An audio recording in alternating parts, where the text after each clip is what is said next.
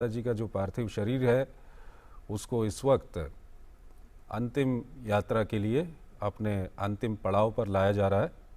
ये सीधे दृश्य आप देख रहे हैं। प्रधानमंत्री नरेंद्र मोदी खुद पार्थिव शरीर को कंधा दे रहे हैं, साथ में उनके परिवार के अन्य लोग भी वहाँ पर मौजूद हैं। वो दृश्य हम आपको दिखा रहे थे और ये जो दृश्य हैं ये सीधे दृश्य आप इस वक्त देख रहे हैं गांधीनगर से। अंतिम यात्रा के लिए हीराबेन के पार्थिव शरीर को इस वक्त लाया जा रहा है। प्रधानमंत्री नरेंद्र मोदी खुद कंधा दे रहे हैं। प्रधानमंत्री के जो भाई हैं वो भी यहाँ पर मौजूद हैं, परिवार के अन्य जन भी यहाँ पर मौजूद हैं। प्रधानमंत्री कुछ ही देर पहले गांधीनगर पहुँचे थे, उसके बाद वो अपने घर पर गए। उन्होंने पार्थिव शरीर को पुष्पांजलि अर्पित की और उसके बाद प्रधानमंत्री शव यात्रा में शामिल हुए। और इस वक्त ये सीधे दृश्य हम आपको दिखा रहे हैं।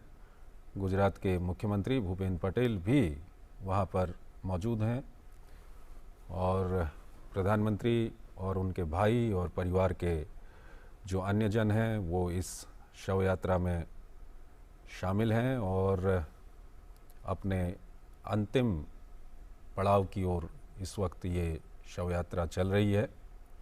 और लगातार जो हम अपने विशेष मेहमानों से भी लगातार बातचीत कर रहे हैं। जब अभी हाल ही में प्रधानमंत्री नरेंद्र मोदी की माताजी हीराबेन ने 100 साल अपनी ज़िंदगी के पूरे किए, उनका 100वां जन्मदिन मनाया गया। उस वक्त पर प्रधानमंत्री की ओर से एक ब्लॉग लिखा गया था और उस ब्लॉग को आप अगर पूरा पढ़ते हैं तो उस ब्लॉग में काफ़ी अच्छी तरह से प्रधानमंत्री ने अपने माताजी का जो जीवन है, जो अपना बचपन है, जिन अभावों से, जिन संघर्षों से, जिन खूबियों में वो वक्त बीता, वो बचपन बीता और वो दौर था, उस दौर को जिस तरह से प्रधानमंत्री ने परिभाषित किया है वो बहुत कुछ कहता है। वो ये भी बताता है कि किस तरह से प्रधानमंत्री ने अपने बचपन से सीख ली है, अपने माताजी के जीवन से सीख ली है। फ़िलहाल ये सीधे दृश्य हम आपको दिखा रहे हैं। ये पार्थिव शरीर की जो अंतिम यात्रा है वो अपने अंतिम पड़ाव की ओर इस वक्त पहुंच चुकी है। यहाँ अग्नि को समर्पित किया जाएगा पार्थिव शरीर, जो ये आप सीधे दृश्य इस वक्त देख रहे हैं। प्रधानमंत्री नरेंद्र मोदी की माताजी हीराबेन का पार्थिव शरीर अपने अंतिम पड़ाव पर इस वक्त पहुंच चुका है और हिंदू सनातन रीति रिवाज के अनुसार जो भी कर्मकांड किए जाते हैं उनको यहाँ पर अंजाम दिया जा रहा है। और प्रधानमंत्री के लिए एक काफ़ी दुख का ये समय है, क्योंकि प्रधानमंत्री के जीवन में बहुत बड़ी प्रेरणा उनकी माताजी हीराबेन की रही है। जब जब प्रधानमंत्री गुजरात जाते थे, प्रधानमंत्री बनने के बाद वो अपनी माताजी से मुलाकात करते थे और वो तस्वीरें, वो दृश्य पूरे देश दुनिया के सामने आती थीं। और सबसे बड़ी बात यह है कि 100 साल की उनकी उम्र थी, लेकिन वो काफ़ी एक्टिव रहती थीं।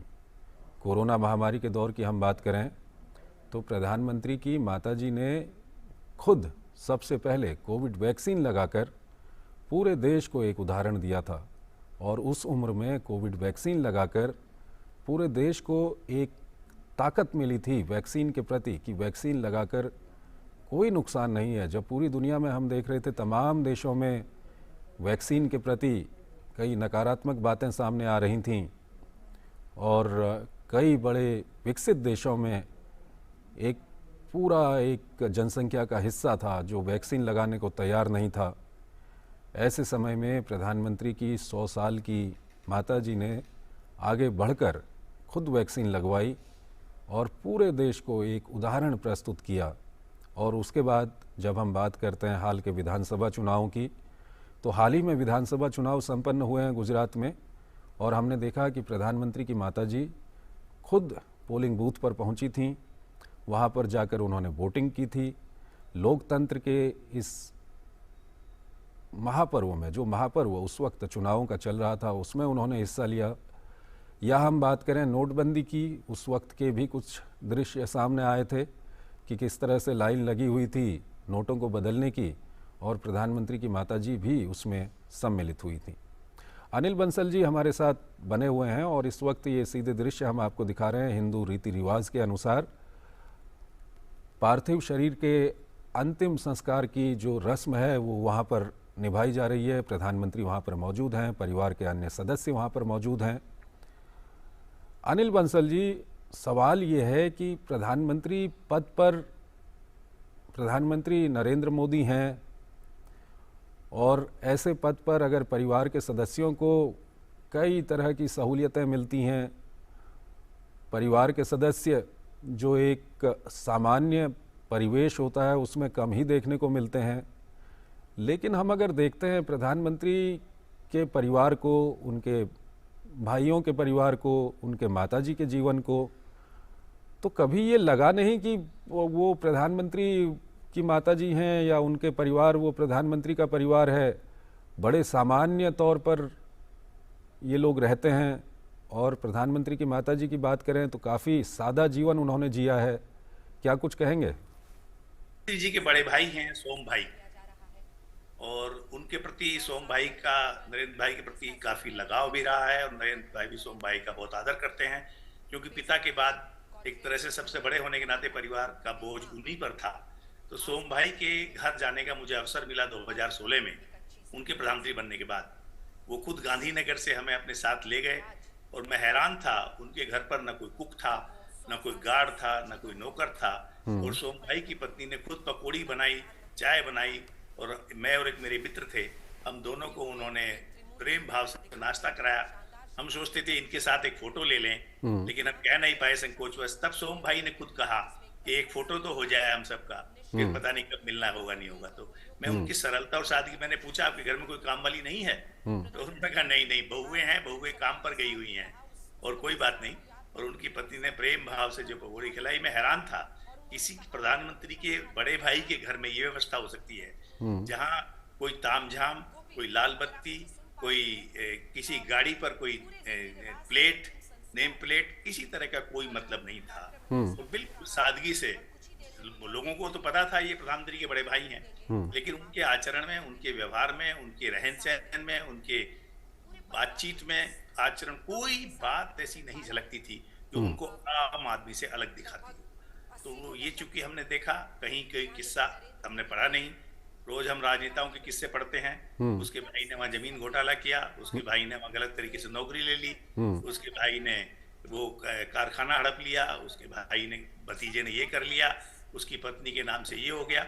लेकिन ये इस मामले में निश्चित रूप से नरेंद्र मोदी प्रारंभ से ही बेदाग रहे हैं। वो 13 वर्ष गुजरात के मुख्यमंत्री थे, तब तो उनका पूरा परिवार अहमदाबाद में ही था। वहां कभी किसी ने कोई उंगली उठाने का उन्होंने अवसर नहीं दिया, और यहाँ भी, और उनके परिवारजनों ने भी अभी अपेक्षा नहीं की। मुझे लगता है ये सब जो हीरा बेन है, उन्हीं की सभी परिवार में, सभी पुत्रों में, सभी पुत्रियों को उनकी ये प्रेरणा रही, उनके संस्कार रहे। अन्यथा आप देखिए, परिवार में झगड़े होते हैं, एक भाई दूसरे भाई के लिए नहीं करता, तब झगड़े होते हैं, अपेक्षाएं होती हैं।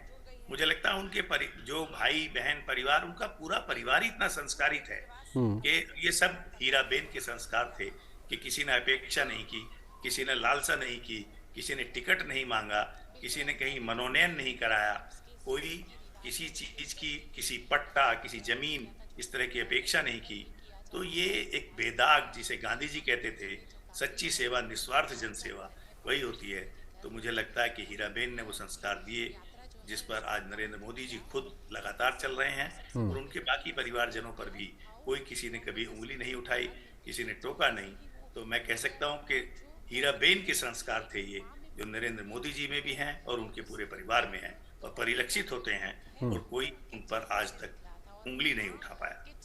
बिल्कुल। प्रधानमंत्री के ब्लॉग से जो उन्होंने जब 100वां जन्मदिन हीराबेन का था तो उस वक्त लिखा था, उससे कुछ लाइनें उन्होंने लिखा है कि आज भी जब मैं माँ से मिलता हूँ तो वो हमेशा कहती हैं कि मैं मरते समय तक किसी की सेवा नहीं लेना चाहती, बस ऐसे ही चलते फिरते चले जाने की इच्छा है। मैं अपनी माँ की इस जीवन यात्रा में देश की समूची मातृशक्ति के तप, त्याग और योगदान के दर्शन करता हूँ। मैं जब अपनी माँ और उनके जैसी करोड़ों नारियों के सामर्थ्य को देखता हूँ तो मुझे ऐसा कोई भी लक्ष्य नहीं दिखाई देता जो भारत की बहनों, बेटियों के लिए असंभव हो। अनिल बंसल जी, ये पूरे ब्लॉग को हम देखें तो प्रधानमंत्री जब अपनी माताजी के बारे में लिखते हैं तो वो लिखते हैं कि किस तरह से घर की छत टपकती थी, लेकिन उसको भी वो जब छत टपकती थी तो नीचे एक बर्तन रख देती थी और उसमें जो बारिश के समय में जो पानी जमा होता था बाद में उसका उपयोग भी कर लेती थी। तो वो जल संरक्षण का एक बहुत बड़ा उदाहरण प्रधानमंत्री उनके रूप में यहाँ पर देते हैं। उसके बाद वो बताते हैं कि किस तरह से उनको स्वच्छता काफ़ी पसंद थी। वो बताते हैं कि प्रधानमंत्री लिखते हैं कि किस तरह से जो सफाई कर्मी वहाँ पर आते थे वो किस तरह से उनसे नज़दीकी रखती थी और चाय पीने के लिए लोग इन्हीं के घर पर आते थे क्योंकि इनके घर पर उनको चाय मिलती थी। वो लिखते हैं कि किस तरह छुआछूत में भी उनका कोई भरोसा नहीं था। वो लिखते हैं कि किस तरह से जो आप चिड़ियाओं के लिए वो दाना रखती थी। कई सारी ऐसी, इसमें आप पूरा इसको आप पढ़ेंगे तो आज आप प्रधानमंत्री मोदी की जो सरकार है या प्रधानमंत्री मोदी का जो विज़न है उसको आप देखेंगे तो एक समानता पाएंगे। चाहे हम जल संरक्षण की बात करें, स्वच्छता अभियान की बात करें, किस तरह से जब उपले जलते थे, घर काला हो जाता था, धुआं जाता था, उसको हम आप उज्ज्वला के तौर पर देखें। किस तरह से जो प्रधानमंत्री का एक दृष्टिकोण रहा है, अनूठा और सराहनीय कदम था कि गरीब जो माताएं हैं, बहनें हैं, उनको मुफ्त गैस का सिलेंडर दिया गया। ये परिकल्पना कभी किसी के दिमाग में नहीं आई, लेकिन प्रधानमंत्री ने चूंकि खुद अपनी माँ को उनके आंखों से धुएं के कारण आंसू निकलते देखे थे तो उस पीड़ा को उन्होंने उन गरीब माओं की पीड़ा मानते हुए ये एक अनूठा प्रयास कर एक अनूठी पहल की, सबको गैस सिलेंडर उपलब्ध कराए। और ये प्रधानमंत्री हमेशा कहते रहे कि वो व्यक्ति के हित में भरोसा नहीं रखते, वो मानवता की कल्याण की कामना करते हैं। वसुधैव कुटुंबकम उनका हमेशा संकल्प रहा है, सबका कल्याण हो, ये ना हो कि 100 लोग खुश रहें और लाखों लोग दुखी रहें। इस तरह की व्यवस्था उनके मन में अगर रही है तो ये निश्चित रूप से हीराबेन जी का ही संस्कार था। जैसे आपने बताया कि उनके घर में जो आते थे सफाई कर्मचारी भी, हम जानते हैं हमारे समाज में छुआछूत रहा है, तो उस समय 80, 70, 60 साल पहले ये बड़े साहस की बात थी कि वो सफाई कर्मचारियों से भी पूरी आत्मीयता के साथ सलूक करती थी। ये एक सुधारवादी दृष्टिकोण था, समाज सुधार का बड़ा सपना था उनका, पर्यावरण के प्रति भी उनका संकल्प था, प्रकृति के संरक्षण की चिंता थी। और हम सब जानते हैं कि जो बच्चों को पहली पाठशाला उसकी उनकी माँ होती है, जो संस्कार माँ से मिलते हैं वो जिंदगी भर कोई बच्चा नहीं भूलता। तो माँ बिल्कुल। अनिल जी, ये हम बातचीत जारी रखेंगे। फिलहाल हम दर्शकों को ये सीधे दृश्य गांधीनगर से दिखा रहे हैं जहाँ पर हिंदू सनातन रीति रिवाज के अनुसार जो अंतिम संस्कार किया जाता है वो कर्मकांड जो होते हैं वो वहाँ पर निभाए जा रहे हैं। प्रधानमंत्री नरेंद्र मोदी वहाँ पर मौजूद हैं, परिवार के अन्य सदस्य वहाँ पर मौजूद हैं, प्रधानमंत्री के भाई वहाँ पर मौजूद हैं। ये सीधे दृश्य इस वक्त हम गांधीनगर से आपको दिखा रहे हैं कि हिंदू रीति रिवाज के अनुसार जब अंतिम संस्कार किया जाता है तो अंतिम संस्कार करने से पहले शव को नहलाया जाता है, शव पे लेपन किया जाता है। और ये आप देख सकते हैं, ये हिंदू सनातन रीति रिवाज के अनुसार अंतिम संस्कार की जो परंपरा है वो प्रधानमंत्री नरेंद्र मोदी इस वक्त निभा रहे हैं। उनके परिवार के सदस्य, उनके भाई सब यहाँ पर मौजूद हैं। अनिल जी हमारे साथ बने हुए हैं, वरिष्ठ पत्रकार हैं। अनिल जी, 2014 में प्रधानमंत्री नरेंद्र मोदी जब दिल्ली आए, प्रधानमंत्री बने, तो किसी को ये आशा नहीं थी कि उसके ठीक बाद प्रधानमंत्री स्वच्छ भारत अभियान शुरू करेंगे। और शायद बहुत कम लोगों को इस तरह की आशा रही होगी कि इस तरह का कोई अभियान प्रधानमंत्री की ओर से शुरू किया जाएगा। और आज 2022 है, इन 8 सालों में आप देखिए तो भारत के अंदर स्वच्छता को लेकर के एक मानसिकता ही बदल चुकी है। और उसके बाद जब हम जाते हैं प्रधानमंत्री के बचपन में और सब कुछ हमको जो भी कंटेंट इससे रिलेटेड आज इस ब्लॉग के ज़रिए मिल रहा है, वो लिखते हैं कि किस तरह से उनकी माताजी को स्वच्छता पसंद थी, वो बिस्तर को सलीके से लगाती थीं।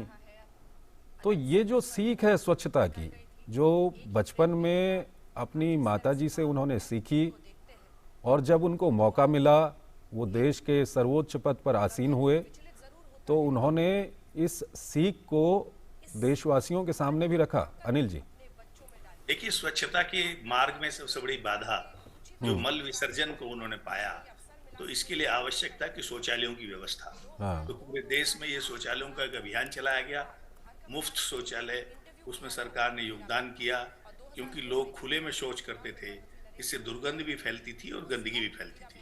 फिर कूड़े के बारे में लेकर किया गया और इसका प्रभाव हुआ है काफी। मैं ये तो नहीं कह सकता कि 100% लोग शुद्धता के प्रति अपने कर्तव्य का निर्वाह कर रहे हैं। सरकार के सहयोग में, सरकार की प्रेरणा में, सरकार के चेतना जगाने में कोई कमी नहीं रही है। पर अभी हम लोग चूंकि खुद डल हैं, अभी हम जो सैकड़ों वर्षों का हमने एक बीमारी पाल रखी है, उसको करने में समय लगता है। पर जो इनका विजन था प्रधानमंत्री का कि पूरी दुनिया में लोग जाते हैं, बाहर की सफाई की अपने देश में आकर सराहना करते हैं, तो फिर टूरिज्म के प्रमोशन का भी इससे जुड़ाव है, स्वास्थ्य का बहुत बड़ा जुड़ाव है। अगर स्वच्छता नहीं होगी तो गंदगी के कारण बीमारियां बढ़ेंगी ही। ये जो उन्होंने सोचा स्वच्छ भारत स्वस्थ भारत, तो स्वच्छ भारत होगा, स्वस्थ भी होगा, और इससे दुनिया में भारत की धाक बढ़ेगी। और जो हमारे पास टूरिज्म का उनका एक सपना है कि आज दुनिया के दूसरे देशों में टूरिज्म है, तो भारत में भी पर्यटन इसका विकास होगा, पर्यटक आएंगे, सबकी आय बढ़ेगी और दुनिया भारत की संस्कृति और यहाँ के प्राचीन स्मारक और दूसरे जो यहाँ के प्राकृतिक स्थल हैं उनको देखेगी। और भारत एक जो विश्व गुरु बनने का उनका सपना है, बनाने का भारत को, वो पहले से रहा है। और आज महाशक्ति, ये सभी मानते हैं कि एशिया 21वीं सदी एशिया की होगी और उसमें भारत महाशक्ति होगा। वो जो विजन लेकर, वो कोई 5 साल का या 10 साल का विजन लेकर नहीं सोच रहे हैं, वो 25 साल का विजन लेकर, अभी उन्होंने पूरी शताब्दी का 75 वर्ष आजादी के हुए हैं, 100 वर्ष का विजन उन्होंने दिया है। और निश्चित रूप से इसमें संदेह नहीं, जिस तेजी से हमारी अर्थव्यवस्था बढ़ रही है, कोरोना की महामारी के बावजूद और दुनिया विश्व में मंदी के बावजूद, भारत सारी दुनिया की नजर में आज केंद्र बना हुआ है। विश्व की बड़ी से बड़ी आर्थिक शक्ति भारत की ओर देख रही है। सबको लगता है यहाँ निवेश किया जा सकता है, यहाँ शांति है, यहाँ विकास का वातावरण है। तो ये जो स्थिति आई है, ये प्रधानमंत्री जी के इस विजन के कारण ही आई है कि ठीक है अनिल जी, इसी बात को हम आगे बढ़ाना चाहेंगे। फिलहाल हम दर्शकों को बता दें कि ये सीधे दृश्य हम इस वक्त गांधीनगर से दिखा रहे हैं, जहां पर प्रधानमंत्री नरेंद्र मोदी की माताजी हीराबेन का अंतिम संस्कार की प्रक्रिया इस वक्त चल रही है। हिंदू सनातन रीति रिवाज के अनुसार अंतिम संस्कार की जो कर्मकांड हैं, जो अंतिम संस्कार की जो रस्में हैं, वो यहाँ पर निभाई जा रही हैं। और हम लगातार बातचीत कर रहे हैं कि कितनी बड़ी प्रेरणा प्रधानमंत्री नरेंद्र मोदी के लिए उनकी माताजी हीराबेन थीं। प्रधानमंत्री ने जो ब्लॉग लिखा है उसकी कई लाइन्स हम लगातार अपने दर्शकों को भी बता रहे हैं और उस पर अपने विशेष मेहमानों से बातचीत भी कर रहे हैं, क्योंकि इस ब्लॉग में प्रधानमंत्री ने अपनी माताजी को जिस तरह से डिफ़ाइन किया है, उसको अगर हम पढ़ते हैं तो आज प्रधानमंत्री की जो सोच है, जो नीतियां हैं, जो उनकी दूरदर्शिता है, वो सब उसमें परिलक्षित होता है। अनिल जी, एक जगह वो लिखते हैं कि आज अगर मैं अपनी माँ और अपने पिता के जीवन को देखूं तो उनकी सबसे बड़ी विशेषताएं रही हैं ईमानदारी और स्वाभिमान। गरीबी से जूझते हुए परिस्थितियां कैसी भी रही हों, मेरे माता पिता ने ना कभी ईमानदारी का रास्ता छोड़ा, ना ही अपने स्वाभिमान से समझौता किया। उनके पास हर मुश्किल से निकलने का एक ही तरीका था, मेहनत, दिन रात मेहनत। अनिल जी, 2014 के बाद 8 साल हो गए हैं। भ्रष्टाचार का कोई भी मामला मोदी सरकार पे अभी तक नहीं आया है। ईमानदारी और स्वाभिमान, चाहे आत्मनिर्भर भारत की हम बात करें या दुनिया में जिस तरह से भारत अपने रसूख को दिखाता है उसकी बात करें, तो ये प्रधानमंत्री की हर बातों में, हर वक्तव्य में ये परिलक्षित भी होता आया है। साथ ही मेहनत, दिन रात मेहनत, वो भी हम प्रधानमंत्री की मेहनत को अगर हम देखें तो आज वो बंगाल में होते हैं, कल केरल में होते हैं, परसों वो महाराष्ट्र में होते हैं। शायद ही ऐसा कभी दिन रहा हो कि आपको 2-3 दिन लगातार ऐसे मिले हों जब प्रधानमंत्री आपको सक्रिय ना दिखाई दें। तो इसे आप किस तरह से देखेंगे? ईमानदारी, स्वाभिमान, मेहनत। प्रधानमंत्री जी खुद कहते रहे हैं कि परिश्रम का कोई विकल्प नहीं है और सफलता का कोई शॉर्टकट नहीं होता है। तो अपनी माँ से उन्हें ये परिश्रम की जो प्रेरणा मिली है, आज ठीक है इस अनिल जी, इस बात को हम जारी रखेंगे। फिलहाल ये सीधे दृश्य हम आपको दिखा रहे हैं। शव को अग्नि को समर्पित इस वक्त किया जा रहा है। प्रधानमंत्री नरेंद्र मोदी और उनके भाई, आप देख सकते हैं ये सीधे दृश्य। पार्थिव शरीर को अग्नि को समर्पित किया जा रहा है और हिंदू सनातन परंपरा, हिंदू रीति रिवाजों में मनुष्य अपने अंतिम वक्त पर, जो कहा जाता है कि पंच महाभूतों से ये शरीर बना हुआ है, और अपने अंतिम वक्त पर मनुष्य उन्हीं पंच महाभूतों में समा जाता है। ये वो दृश्य हम आपको दिखा रहे हैं जब पार्थिव शरीर को अग्नि को समर्पित किया जा रहा है। प्रधानमंत्री नरेंद्र मोदी और उनके भाई जो वहाँ पर मौजूद हैं, उनकी ओर से मुखाग्नि दी गई है और अब ये चिता को आग दे दी गई है। हिंदू सनातन परंपरा के अनुसार पंच महाभूतों से बना हुआ ये शरीर अंत में उन्हीं पंच महाभूतों में समा जाता है। ये दृश्य आप देख रहे हैं, वो हीराबेन जिनकी तस्वीरें जब से प्रधानमंत्री नरेंद्र मोदी देश के प्रधानमंत्री बने हैं, उनकी तस्वीरें, उनके दृश्य लगातार देश और दुनिया के सामने आते रहे हैं। कई तरह से वो दृश्य आए। 100 साल की उनकी ज़िंदगी, हाल ही में उन्होंने अपना 100वां जन्मदिन मनाया, लेकिन अपने अंतिम पल तक वो सक्रिय रहीं।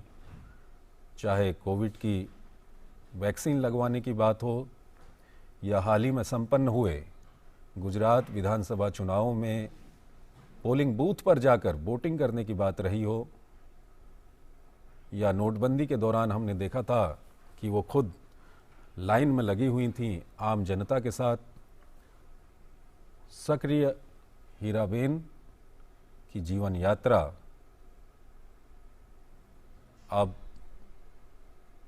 अग्नि को समर्पित हो गई है।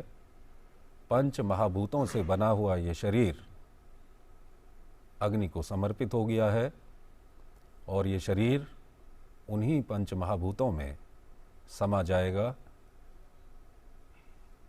आप देख सकते हैं हिंदू सनातन रीति रिवाज के अनुसार अंतिम संस्कार की जो प्रक्रिया है, उस प्रक्रिया को इस वक्त मूर्त रूप दिया जा रहा है। हीराबेन के बेटों के द्वारा मुखाग्नि दी गई है। प्रधानमंत्री नरेंद्र मोदी, उन्होंने भी मुखाग्नि दी। और एक माँ के लिए इससे सफल यात्रा क्या हो सकती है कि अभाव में, गरीबी में बीती हुई ज़िंदगी, और उन्होंने अपने बच्चों को ऐसे संस्कार दिए, ऐसी शिक्षा दी कि आज एक पुत्र भारत के सर्वोच्च पद पर आसीन है। और न सिर्फ भारत के सर्वोच्च पद पर आसीन है, बल्कि उसका नाम आज देश और दुनिया के शीर्ष नेताओं में लिया जाता है, शीर्ष ताकतवर नेताओं में लिया जाता है, शीर्ष विख्यात नेताओं में लिया जाता है। ये एक सफल जीवन है, जो जीवन इस लोक में खत्म हो गया। पार्थिव शरीर अग्नि को समर्पित किया जा रहा है पंच महाभूतों से बना हुआ ये शरीर फिर पंच महाभूतों में समा जाएगा और हिंदू माइथोलॉजी के अनुसार आत्मा अमर रहती है, अजर रहती है, शरीर खत्म हो जाता है और पंच महाभूतों से बना हुआ ये शरीर यहाँ अग्नि को समर्पित कर दिया गया है और वापस ये शरीर पंच महाभूतों में समा जाएगा, लेकिन आत्मा अमर है, अजर है और वो आत्मा, उसकी सीख आज भी प्रधानमंत्री नरेंद्र मोदी के रूप में इस देश में मौजूद है और लगातार वो ज़िंदगी जिसने अपने जीवन का एक बड़ा हिस्सा संघर्षों में जिया, अभाव में जिया, गरीबी में जिया, लेकिन ईमानदारी के साथ जिया, स्वाभिमान के साथ जिया, मेहनत के साथ जिया, वो सीख जो उन्होंने अपने परिवार को दी, अपने परिवार के सदस्यों को दी और वो सीख जो प्रधानमंत्री नरेंद्र मोदी के रूप में आज हम लोगों के सामने है। और लगातार हम उस ब्लॉग की बात कर रहे हैं जो प्रधानमंत्री ने अभी कुछ ही महीनों पहले हीराबेन के 100 साल पूरे होने पर, उनके 100वें जन्मदिन पर लिखा था। उस ब्लॉग में लिखा गया है कि किस तरह से वो अभाव भरी ज़िंदगी में भी स्वाभिमान के साथ जीती थीं, स्वच्छता का जीवन जीती थीं, पक्षियों के लिए, जानवरों के लिए किस तरह से वो खाना रखती थीं और साथ ही साथ कोई स्वच्छता कर्मी, कोई सफाई कर्मी उनके घर के पास आकर सफाई करता था तो उसको भी पूरी इज्जत देती थीं और उस स्वच्छता कर्मी को पता होता था कि इसी घर में उनको चाय मिलेगी।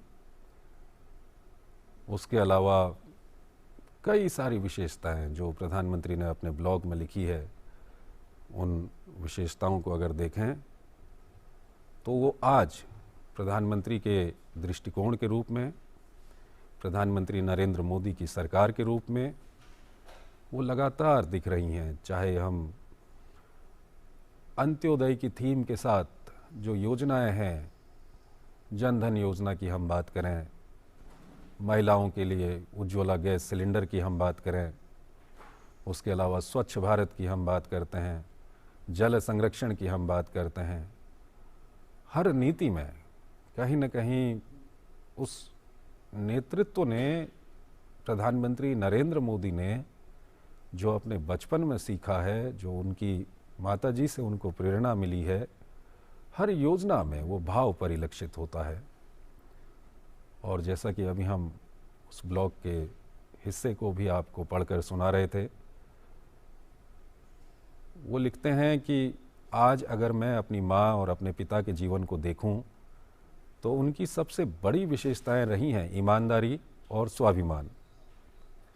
गरीबी से जूझते हुए परिस्थितियां कैसी भी रही हों, मेरे माता पिता ने ना कभी ईमानदारी का रास्ता छोड़ा, ना ही अपने स्वाभिमान से समझौता किया। उनके पास हर मुश्किल से निकलने का एक ही तरीका था, मेहनत, दिन रात मेहनत। और अग्नि को समर्पित कर दिया गया है ये पार्थिव शरीर, पंच महाभूतों से बना हुआ। और हिंदू माइथोलॉजी में शरीर खत्म होता है, आत्मा नहीं खत्म होती। पंच महाभूतों से बना हुआ ये शरीर अग्नि के ज़रिए फिर उन्हीं पंच महाभूतों में मिल जाएगा, लेकिन आत्मा अमर है और साथ ही साथ वो सीख, वो प्रेरणा भी अमर है। और वो प्रधानमंत्री नरेंद्र मोदी के रूप में हमारे पास मौजूद है। हीराबा की दी हुई शिक्षाएं, हीराबा की दी हुई सीख, हीराबा के जीवन से जो प्रेरणा मिली है, जो प्रधानमंत्री ने अपने जीवन में अभाव, गरीबी, संघर्ष देखा है, आज वो इन्हीं कारणों से देश को भी समझते हैं और अपनी इस तरह की नीतियां बनाते हैं।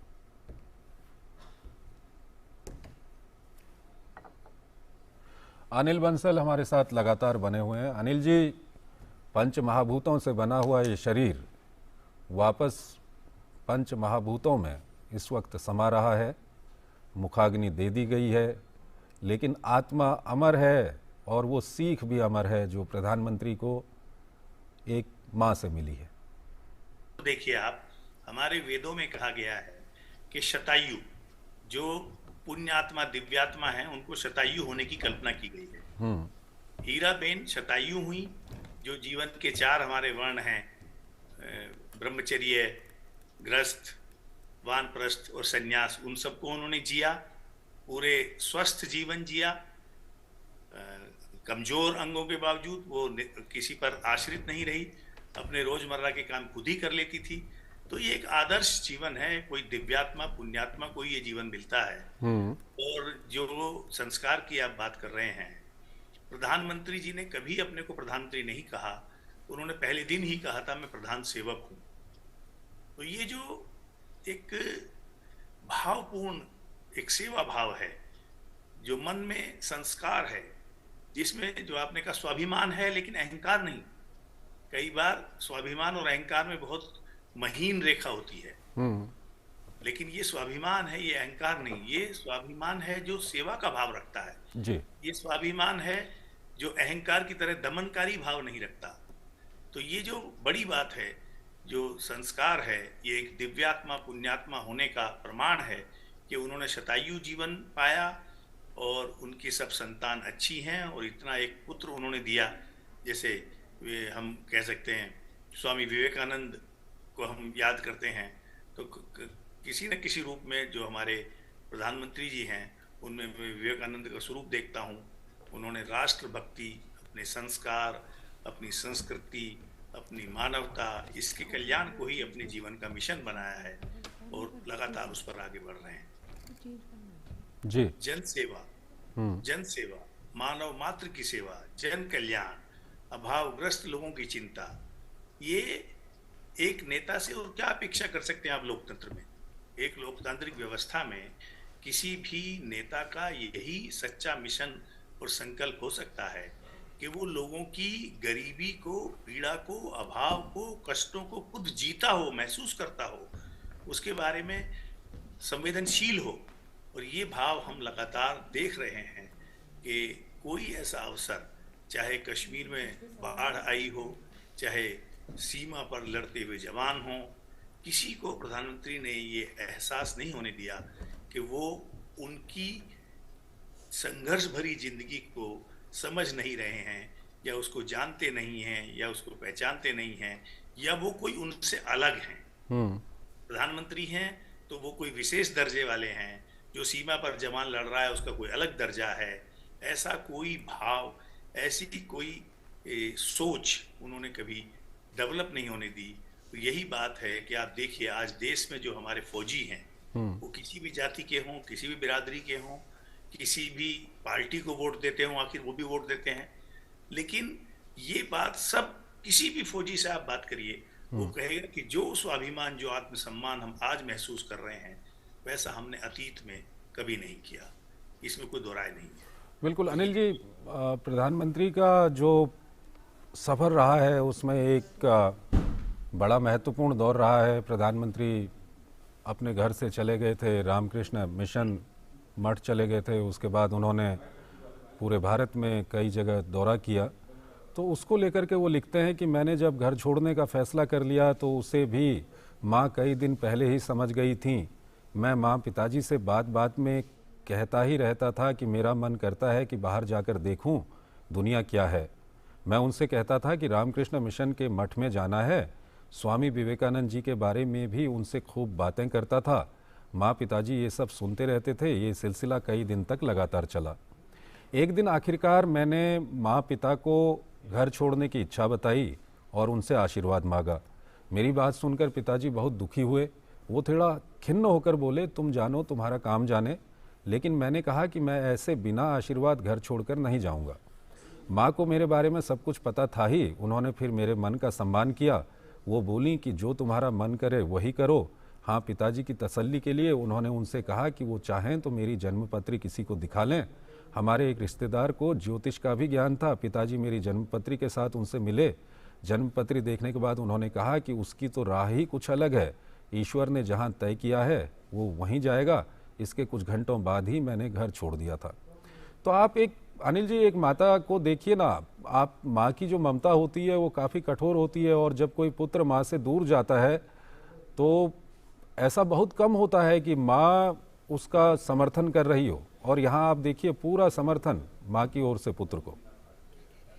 नहीं, अगर माँ के अंदर भी भाव है, जन सेवा का भाव है, मानव कल्याण का भाव है, तो फिर वो जरूर चाहती है। ऐसी माएँ होती हैं, अतीत में भी हुई हैं, और हीराबेन भी उसी श्रृंखला की कड़ी हैं, कि जो चाहती हैं कि उनका पुत्र सिर्फ निहित स्वार्थ तक, परिवार तक, माँ बाप तक ही सीमित न रहे, मानवता मात्र की सेवा करे, राष्ट्र की सेवा करे, समाज की सेवा। और जब वो शुरू से कहते रहे हैं कि स्वामी विवेकानंद से वो प्रभावित थे, बचपन से प्रभावित थे, तो उसी मार्ग पर वो एक तरह से आगे बढ़े और सेवा का रास्ता उन्होंने अपनाया, और मानव मात्र और समाज की कल्याण की कामना की, उसी राह पर आगे बढ़े। अपने लिए कुछ नहीं सोचा, अपने लिए जमीन जायदाद, मकान, दुकान, फैक्ट्री आवंटन, कोयला खदान, ये सब चीजें उनके स्वप्न से दूर रही, क्योंकि उनका तो एक ही मिशन हमेशा रहा है, और वो है देश की सेवा, समाज की सेवा, राष्ट्र की सेवा,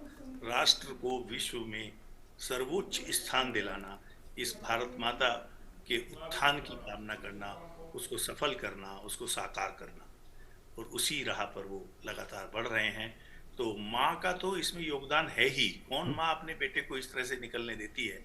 वो लाख जतन करती है, पर माँ ने भी सोचा होगा कि बेटा अगर कुछ अलग अनूठा इसके अंदर प्रतिभा है और करना चाहता है, तो मैं क्यों इसके मार्ग की बाधा बनूं? और ये एक छोटा रास्ता छोड़कर बड़े रास्ते की तरफ जा रहा है। तो माँ दूरदृष्टा थी, उन्होंने सोच लिया कि जा रहा है तो जाने दो, अच्छी राह पर जा रहा है, किसी खराब राह पर नहीं जा रहा है। तो ऐसी माँ को हम सत सत नमन करते हैं। धन्य है ऐसी माँ जिसने ऐसा पुत्र दिया।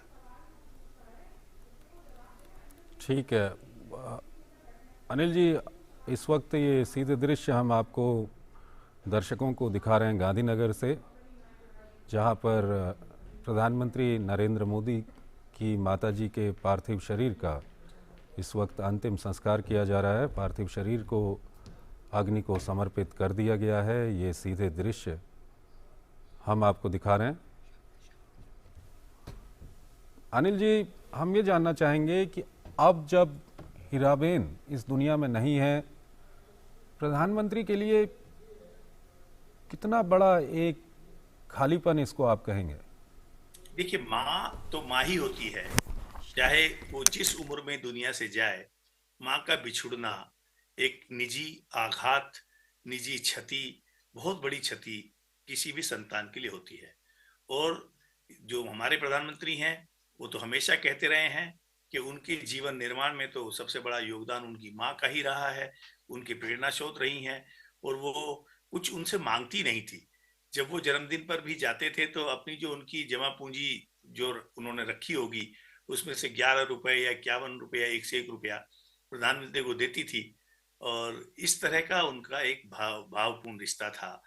तो प्रधानमंत्री, मुझे लगता है कि अब और ज्यादा दृढ़ निश्चय के साथ, और ज्यादा संकल्प के साथ, और ज्यादा ऊंचे इरादों के साथ जो माँ के दिखाए रास्ते पर और आगे तेजी से बढ़ेंगे, और दृढ़ता के साथ जो लोगों की अपेक्षाएं हैं, जो देश की आवश्यकताएं हैं, जो विश्व में भारत का गौरव बढ़ाने की जरूरतें हैं, उन पर और ज्यादा फोकस करेंगे। मुझे लगता है उसमें वो, अभी भी हम लोग सोचते ही हैं कि ये कितने घंटे काम करते हैं, 18 घंटे करते हैं, 20 घंटे करते हैं, सोते हैं कि नहीं सोते हैं, और क्या ये जड़ी बूटी लेते हैं कि इनके चेहरे पर हमेशा तेज होता है। वो हालांकि कहते भी हैं कि वो नियमित रूप से योग करते हैं और संतुलित और संयमित आहार लेते हैं, पर कहीं ना कहीं एक इच्छा शक्ति है, जो आपने कहा स्वाभिमान है, इच्छा शक्ति है। और कई बार ईश्वर आपको प्रेरित करता है, वो शक्ति देता है कि और जो अच्छी राह पर चल रहा है, वो और ज्यादा समय तक, और ज्यादा गति से उस राह पर चलता जाए, सबका कल्याण करता जाए, सबके हितों के बारे में सोचता जाए, न्यायिक व्यवस्था देता जाए लोगों को। ये मुझे लगता है प्रधानमंत्री अब और ज्यादा दृढ़ता के साथ और अटल विश्वास के साथ और निश्चय के साथ अपने इस मिशन को आगे बढ़ाएंगे। अपनी माँ की जो उनसे अपेक्षाएं थी उन्होंने उनको पूरा किया है, और भी पूरा करेंगे, और एक अच्छा महसूस करेंगे, सुकून महसूस करेंगे कि माँ ने मुझसे जो अपेक्षाएं की थी, जब मैं घर छोड़कर निकला था तो मैंने माँ को निराश नहीं किया।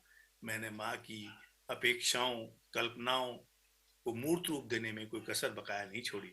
मुझे लगता है वो कोई इससे, ये उनके लिए आघात है, पर इससे वो उबर जाएंगे और ज्यादा प्रेरणा लेते हुए अपने रास्ते पर दृढ़ता के साथ आगे अपना संघर्ष जारी रखते ही रहेंगे। मुझे इसमें कोई संदेह नहीं है। माध्यम से अभी दर्शकों को दिखा रहे हैं, ये दृश्य काफ़ी भावपूर्ण है। ये एक ऐसा क्षण होता है जो हर किसी के जीवन में आता है, और ख़ास तौर पर इस वक्त जो आप महसूस कर पा रहे होते हैं उसे शब्दों में बयां करना बहुत बहुत मुश्किल होता है। और आँखों से हम देख पा रहे हैं कि किस तरह से प्रधानमंत्री के लिए ये पल भले ही बेहद कठिन हो, लेकिन जिस सोच, जिस तप, जिस योग, जिस कर्तव्य निष्ठा के साथ उन्हें बड़ा किया गया है, उसका प्रतिबिंब हम लगातार देख पा रहे हैं। और जैसा कि हमेशा कहा जाता है, आत्मा अजर है, अमर है, ना शस्त्र से काट सकता है, ना पानी से गला सकता है। और सबसे अहम बात यहाँ पर ये है अनिल जी कि हमेशा ये कहा जाता था, हम बचपन में सुनते आए हैं कि जो व्यक्ति पंच तत्व में विलीन हो जाता है वो एक तारा बन जाता है, और ऊपर से आपके उस हर कृत्य को देखता है, जिसे देख कर उसे सुख की अनुभूति होती है, जिसका जिक्र आप कर रहे हैं कि जिस कार्य और कर्तव्य पथ पर प्रधानमंत्री चल पड़े हैं आज, जिसे वो पूरा करेंगे आने वाले वर्षों में, कहीं ना कहीं इससे जो उनकी माताजी हैं उनकी आत्मा को शांति अवश्य मिलती हुई। आत्मा मरती नहीं है जी, वो निश्चित रूप से उनकी माँ स्वर्ग से भी ये एक संतोष महसूस करेंगी कि जिस राह पर मैंने बेटे को चलाया था वो उससे तनिक भी भटका नहीं, बल्कि मेरी अपेक्षाओं से कहीं अधिक उसने मेरी इच्छाओं को, अपेक्षाओं को, मेरी कामनाओं को, मेरी जो अभिलाषाएं थी उनको पूरा किया, और मानव मात्र की, समाज की सेवा में अपना जीवन लगाया। न्यायपूर्ण व्यवस्था के बारे में सोचा, अभावग्रस्त लोगों के बारे में सोचा, दीन दुखियों की चिंता की, और यही लोकतंत्र की एक सबसे बड़ी गारंटी होती है जो कोई नेता अपनी जनता को दे सकता है, जिसके बारे में वो निरंतर सोचते हैं, उसको योजनाएं बनाते हैं, लागू करते हैं, फिर उनके क्रियान्वयन की निगरानी करते हैं, और फिर परिणाम को भी अपने सामने पाकर संतोष महसूस करते हैं। अनिल जी, क्योंकि जिन दृश्यों को हम दिखा रहे हैं ये भावपूर्ण तो हैं ही, साथ ही साथ इस वक्त बहुत सी भाव प्रधानमंत्री के मन में चल रहे होंगे, क्योंकि जिस तरह के व्यक्तित्व को हीराबा ने गढ़ा उसका प्रतिबिंब हम आज देख पा रहे हैं, तो बहुत कुछ उनको याद आ रहा होगा अपने बचपन से जुड़ा हुआ। हालांकि कई बातें उन्होंने अपने ब्लॉग में भी साझा की हैं, लेकिन वो पहला स्पर्श, वो पहला खाना खिलाना, किस तरह से उन्हें उनके इस विचार पर विश्वास था कि अगर वो घर छोड़कर जाना चाहते हैं तो कुछ अलग सोचा है ईश्वर ने उनके लिए, ये सब उनको स्मरण हो रहा होगा। और इसीलिए कहा जाता है कि सभी रिश्ते एक तरफ, और जो एक बच्चे का माँ से रिश्ता होता है क्योंकि वो नाल से जुड़ा होता है, वो सर्वोपरि, सर्वोच्च और सबसे उसका एहसास ही अलहदा है। हम सब जानते हैं माँ की ममता का कोई दूसरा सानी नहीं होता। माँ खुद अभाव में रहकर अपनी संतान को रात भर जागती है, उसको, उसके मलमूत्र को साफ करती है, सब कुछ करती है, क्या अपना उसको दूध पिलाती है, खुद अभाव में रहती है। तो दूसरी ये तो सब माएँ करती हैं, पर हीराबेन ने जो संस्कार दिए नरेंद्र मोदी जी को कि अपने परिवार के बारे में नहीं सोचना है, हमने अभाव में जीवन जिया है, तो जो हम जैसे हजारों लाखों करोड़ों लोग अभाव का जीवन जी रहे हैं उनके बारे में सोचना है, सबको अपना परिवार मानना है। तब देखिए आप 14 साल मुख्यमंत्री, 13 साल मुख्यमंत्री रहे, 8 साल से प्रधानमंत्री हैं, माँ ने तो कभी नहीं उन पर कोई दबाव नहीं बनाया कि मुझे भी सुख सुविधाएं चाहिए। प्रधानमंत्री के लिए क्या सुख सुविधाएं संभव नहीं होती, मुख्यमंत्री के लिए क्या सुख सुविधाएं संभव नहीं होती। उन्होंने तो कोई नौकर चाकर, सिक्योरिटी गार्ड, कोई किसी तरह की कामना कल्पना नहीं की। सब जानते हैं प्रधानमंत्री के परिवार को हर सदस्य के लिए एसपीजी सुरक्षा की कानूनी व्यवस्था है, उसमें कोई दुरुपयोग नहीं है। लेकिन उन्होंने कभी, मैं उनके बड़े भाई के घर गया था 2016 में, जी जी। वहां एक नौकर तक नहीं था घर में काम करने वाला।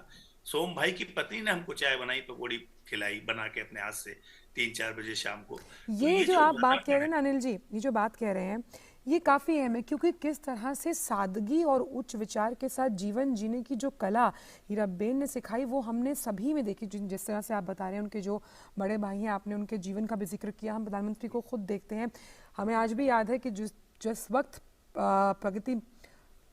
प्रगति मैदान के टनल का उद्घाटन किया गया था, वहां पर जरा सा कचरा पड़ा था तो प्रधानमंत्री ने खुद अपने हाथों से उठाया। यानी कि जिस सादगी, जिस उच्च विचार का हम जिक्र कर रहे हैं, वो उनको उनकी माताजी से प्राप्त हुआ और लेश मात्र भी घमंड नहीं था उनमें। वो हमेशा से ये कहती रही कि मैं सिर्फ निमित्त मात्र हूं, और ये कहना अपने आप में उनको और उच्च पदवी और उच्च स्थान देता है किसी की भी नजर में। देखिए, उनके किसी परिवार के सदस्य ने, किसी उन माँ भाई बहन, किसी ने किसी सरकारी सुविधा के बारे में सोचा ही नहीं। जो अपना जिस तरह का जीवन जी रहे थे उसी तरह का जीते रहे। और खुद प्रधानमंत्री जी ने भी अपने लिए कि उनको कोई धन संग्रह करना है, कोई जमीन जायदाद इकट्ठी करनी है, कोई खान का पट्टा लेना है, कुछ और करना है, कोई फैक्ट्री में हिस्सेदारी करनी है, ये सब उनकी कल्पना से परे की चीजें थी।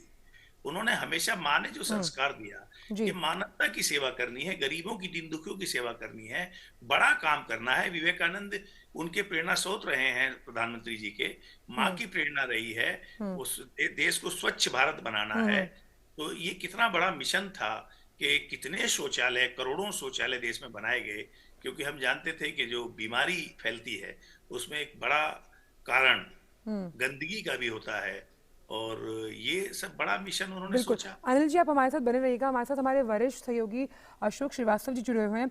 अशोक जी, ये जो तस्वीरें हम अभी देख पा रहे हैं, बेटे के लिए काफ़ी दुखद क्षण, और ये एक ऐसा पल है जिसमें कई तरह की भावनाएं उमड़ती हैं। जिस तरह से उनकी माताजी ने बड़े ही साफ शब्दों में कहा था, काम करो बुद्धि से, जीवन जियो शुद्धि से, और जिस तरह का जीवन वो जी कर गई हैं वो सबके लिए प्रेरणा। अशोक जी, मुझे नहीं लगता कि इतिहास में बहुत सारी माओं का जिक्र होता है, शिवाजी की माँ की जिक्र है। और हम कि कैसे एक माँ एक बेटे को गढ़ती है, एक बेटे को संस्कार देती है। एक माँ सबसे बड़ी गुरु होती है, क्योंकि पहली जो पाठशाला है किसी भी बच्चे की वो उसके घर में लगती है, और माँ जो है उनकी सबसे बड़ी शिक्षक होती है। आप देखिए कि मुझे नहीं मालूम इतिहास में हीराबा को कैसे याद रखा जाएगा, लेकिन मैं ये मानता हूँ, आज सुबह सारी चीजें जब स्मरण कर रहा था तो मुझे लगा कि इससे बड़ा प्रेरणादायी जीवन क्या हो सकता है।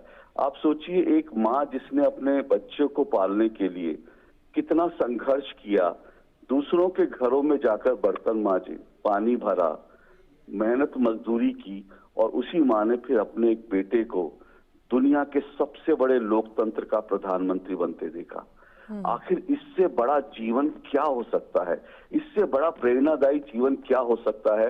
न सिर्फ भारत के जन जन के लिए, भारत के लोकतंत्र के लिए, बल्कि मैं कहता हूं पूरे विश्व के लिए इससे बड़ा प्रेरणादायी जीवन क्या हो सकता है? आप देखिए, हम आज इस देश में ही नहीं, बल्कि अगर मैं प्रधानमंत्री नरेंद्र मोदी की बात करूं तो वो विश्व के सबसे लोकप्रिय नेताओं में से एक हैं। और अगर विश्व के सबसे लोकप्रिय नेताओं में से एक हैं तो उनके अंदर जो क्वालिटीज है, मैं अभी सुन रहा था, आप लगातार हम लोग उनकी बात कर रहे हैं कि किस तरह से उन्होंने प्रधानमंत्री का पालन पोषण किया और उसके बाद क्या संस्कार दिए।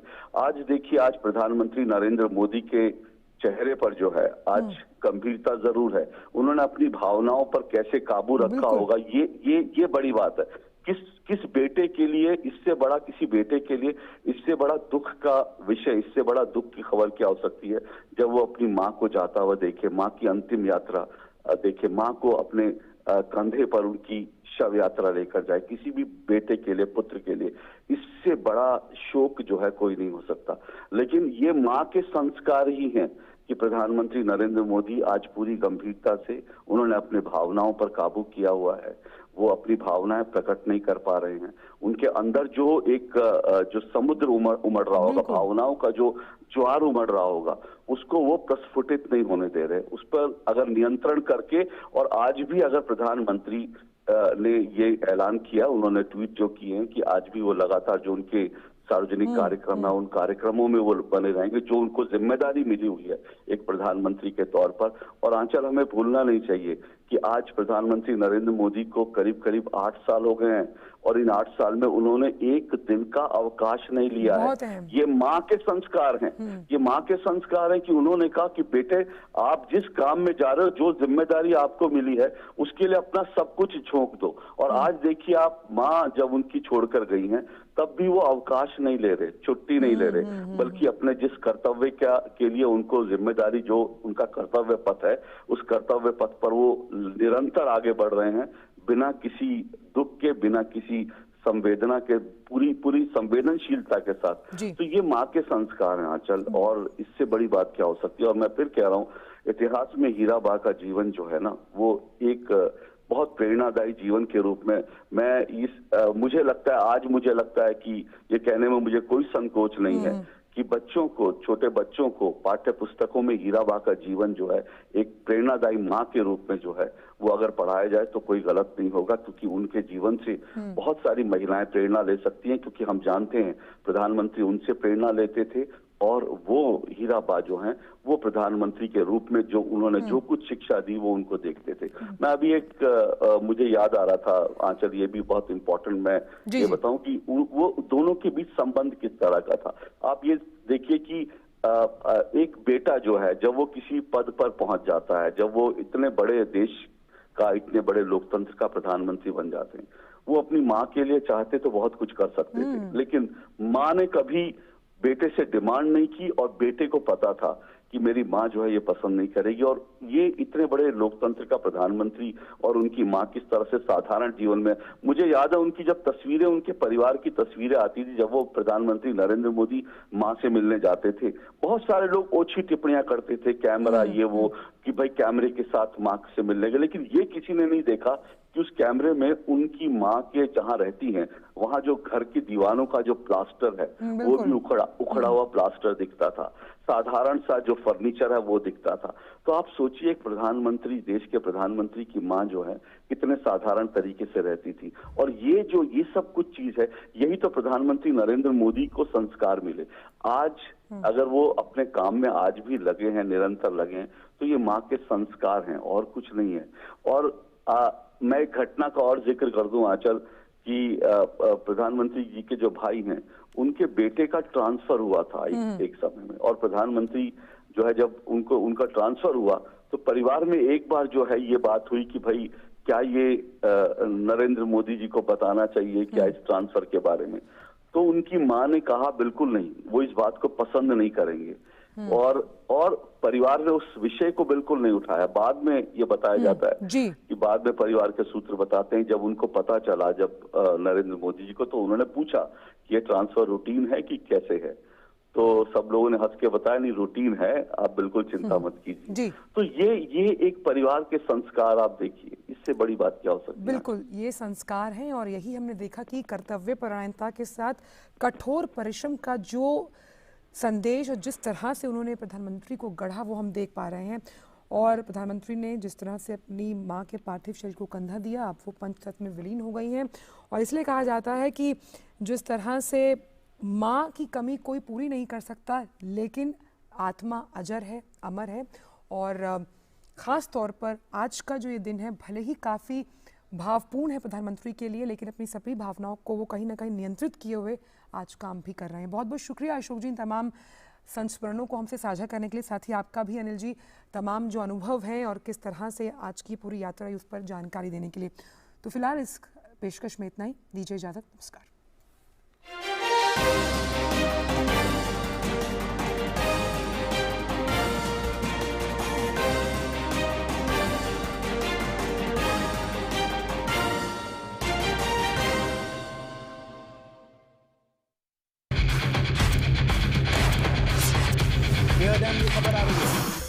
ब्रेकिंग न्यूज की रेस से हटकर हम लेकर आते हैं आपके लिए सार्थक, सकारात्मक और प्रेरणादायी खबरें। खबरें सिर्फ हादसे नहीं होते, खबरें अच्छी भी होती हैं जो देती हैं हौसला, बढ़ाती हैं आत्मविश्वास। मुश्किल वक्त में भी जब लोगों ने दिखाया कुछ कर गुजरने का जज्बा, हम लेकर आते हैं अपने इस खास कार्यक्रम में आम लोगों के जज्बे की कहानियाँ। देखिए मेरे साथ गुड न्यूज जज्बा इंडिया का।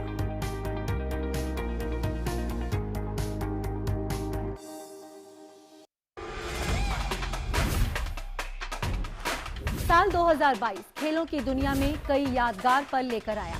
अर्जेंटीना बना फुटबॉल का विश्व चैंपियन।